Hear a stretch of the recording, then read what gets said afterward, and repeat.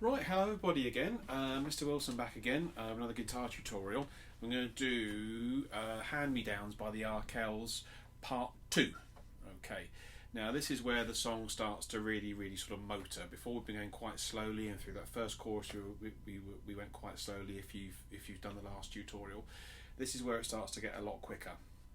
What I'd like us to concentrate really on in this tutorial is making sure that this hand, your strumming hand, is really nice and loose. Okay, and then this is, if you're relaxed with that, then the sound will be a lot better, and this will apply to any kind of guitar playing you do at all. I don't want you to have, if your hand is really rigid, then that means that you're kind of hitting the guitar strings rather more than stroking them, and if you're stroking them then it'll sound a lot nicer. Okay, so if you remember last time we got through a chorus, so we'll go straight into the second verse, and this time the guitar is not going to be playing one strum for every 4 beats. We're going to be playing it constantly. Okay, so it's going to sound hopefully a little bit like this, the second verse. So, no, it never made sense. It's the only thing that you know. That resentment, when it comes and goes. It carries on, but that's just trying to get you hearing the strumming pattern there. Okay.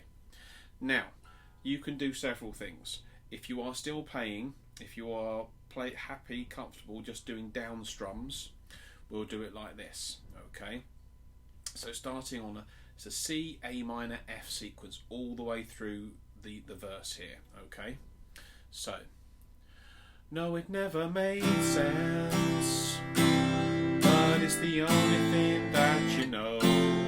Okay, if you're comfortable just doing down strums, doing that at the moment, that's fine. If you're comfortable then doing up strums, the up strums will make it a little bit more interesting. So instead of just hearing that bass note to start with, those bassier notes, you'll hear the higher notes, the more trebly notes, the thinner strings first, which makes it a bit more interesting to listen to. Okay, so if you were just happy doing down and up strums, we'll try that then. No, it never made sense. It's the only thing that you know. Okay, you could do that. That's fine if you want to do that. If you want to do it more like how Arkells would play it, or more how like Take It to the Bridge are going to play it at school, Clifford Bridge, what we want to do is that there's a drum in the background, and especially on an acoustic guitar, we're part of the rhythm section for the band, so we want to be mimicking what the drummer would do. And now the drum, we haven't got a real drummer here, but we're part of that rhythm section, so we're maintaining the rhythm for the whole band, for the whole song. Okay, so what we'll do is that we're going to do, if you want to have a try at doing this, we'll do 2 down strums before we're carrying on playing the rest. So we have, no, it never made sense. So we've got those 2 down strums to start with. No, it never made sense, before we have an up strum. Okay. No, it never made sense. The only thing that you know. And that's the same with each new chord in the sequence there, if you notice. So the C, I'm playing 2 down strums before I'm going up and down. And then the A minor, 2 down strums before I'm going up and down, and then the F, 2 down strums before I'm going up and down. So it will sound like this then with that. No, it never made sense. It's the only thing that you know. I was just trying to hit it a bit harder there so you could hear that. Okay, so you can practice that. I have attached for the tutorial, I've attached all the words and the chords, so you don't have to be remembering this. You've got the chord boxes here to help you if you're watching me as well. But you can have a look at the words if you're able to print them out, or you can look at them on a screen. Okay, and that will help you with knowing what order things go in. Okay. So, like we did the first time, we had a verse, then a pre-chorus before we get to the chorus. It's exactly the same as we did it in the first tutorial, the pre-chorus. The only thing different is that we're playing the chords all the time. Okay, So if you remember from the last line of the verse, we had the C, A minor, F, and then we stayed on the F. Okay, whichever F you're comfortable playing, or if you're playing a barred F or one with two fingers on the right fret, Mr. Wilson, would be a good idea. You choose how you want to play it. The most important thing is that we're singing and we're playing and having some fun. Okay, so when we get to that end of the verse, we stick on the F, and it's you've been acting reckless. Deal with the pain. Just hope you don't get carried away. Okay, done it a little bit slower there, just so you could hopefully see and hear that. Same thing again. We're putting the stress 2 down strums on each new chord. It just mimics what the drummer will be doing. Okay, I'll do it full speed now, so you can hear it. So, you've been acting reckless. Deal with the pain. Just hope you don't get carried away. And you wear this necklace for graduation day. You said, I'll wear this chain 'cause I'm breaking it. Yeah, I'll wear this chain 'cause I'm breaking it. Okay, that's the end of the pre-chorus. The only thing that's different then is that it's just the F and the G swapping between the two.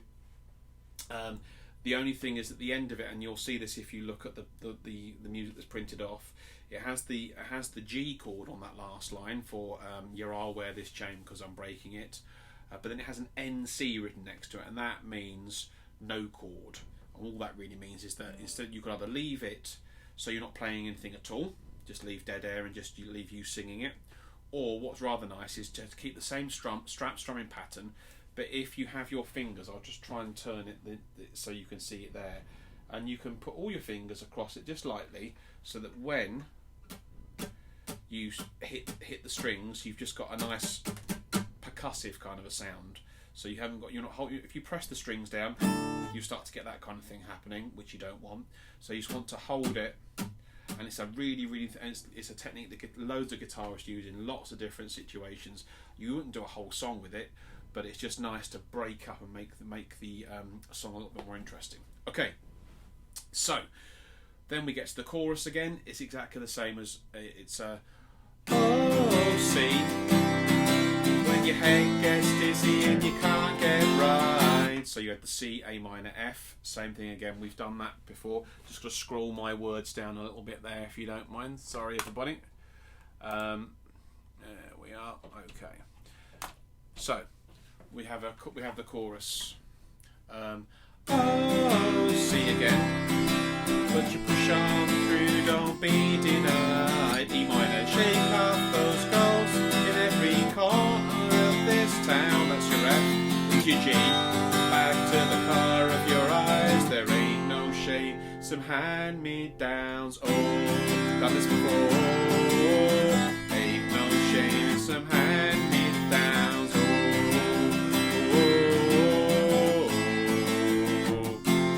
Okay, then we come to our bridge. Now this is using a couple of the chords that we haven't used so far. So we are going to be wanting at the start of the bridge using a D minor.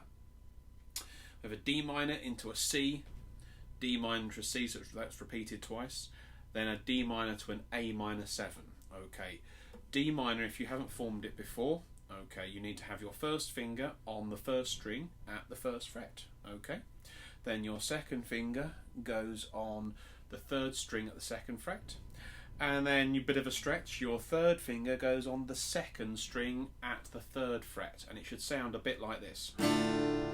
So a D normally would that kind of happier sound, and the D minor sadder sound. Okay, that's naturally that's kind of normally how people think of minor and major chords. That the minor chords are the kind of sadder sounding of them. Okay, so the bridge sounds a bit like this: D minor, first of the month, down to a C, gets you stressed out and back, and moving trucks back to C again. Bring you right back, D minor again, deep in the cuts. Now we'll go to an A minor 7. Now, the A minor 7, lots of people have learned how to play A minor, I know. The A minor is pretty simple chord. You've got first finger on the second string at the first fret, then you've got your third finger on the fourth string at the second fret, and your third finger on the third string at the second fret. The A minor, all the A minor 7 is doing is that you're not playing that third finger, you leave it off. So A minor normally sounds like that. A minor 7, just take it away, you don't have to hide it, just goes, sounds like that. Okay. It's used a lot by guitarists because you have an A minor 7, and then you could always then move to a C, which is your third finger, then moving down to there. It's used a lot in lots of different songs that guitarists play. Okay, so let's go to the third line of that bridge again. So we're deep in the cut, D minor, deep in the cut to A minor 7. There's a voice that's caught into an F. And then we go to a G, and this G seems to go on for a very, very long time. We've got this line, it's out of reach but I've got to keep chasing. We're going to repeat that 4 times. Now it feels like it's a very, very long time to be holding that G. There are other things you could do when you start to play guitar a lot longer that you could do to make it sound a little bit different, but I think it sounds fine anyway, just holding the G. The way the variety comes from is the way that you're going to sing that line. Okay, so I'll go from the deep in the cut, it's easiest. Deep in the cut, there's a voice that's calling out, saying it's out of reach, but I gotta keep chasing. It's out of reach, but I gotta keep chasing. It's out of reach, but I gotta keep chasing. It's out of reach, but I gotta keep chasing. Oh. Now, a couple of things you can do there. You can start to raise the volume of how you're singing it and so on. But also on the last time I repeated the line, I started to go up and down strums all of the time. Just makes it a bit more interesting when you listen to it. Okay, that's the bridge, and then it just goes into the last chorus. The last chorus is exactly the same as every other chorus. The only thing that's slightly different is at the end of it, where you have from the clothes on the back to the colour of your eyes, ain't no shame in some hand-me-downs. All that's going to change there is that the last line can be repeated many times as you want. When I've seen the band play this live, they've gone on and on for ages. In the actual recording on the record, they'd play it 4 times. Okay, and it just sounded a bit like this. So from the clothes on the back to the colour of your eyes, ain't no... Ooh, I'll get that right, shall I? From the clothes on your back to the colour of your eyes, there ain't no shame in some hand-me-down. So, ain't no shame in some hand-me-down. So, ain't no shame in some hand-me-down. So, ain't no shame in some hand-me-down. So, ain't no shame in some hand-me-downs. Okay, on that last line, instead of keep on playing, you can just play again 1 strum for every 4 times you would normally be playing it. Okay, that's the song. Have some fun playing it. This tutorial went on longer than I thought it was going to, but there's a few technical bits and pieces in it.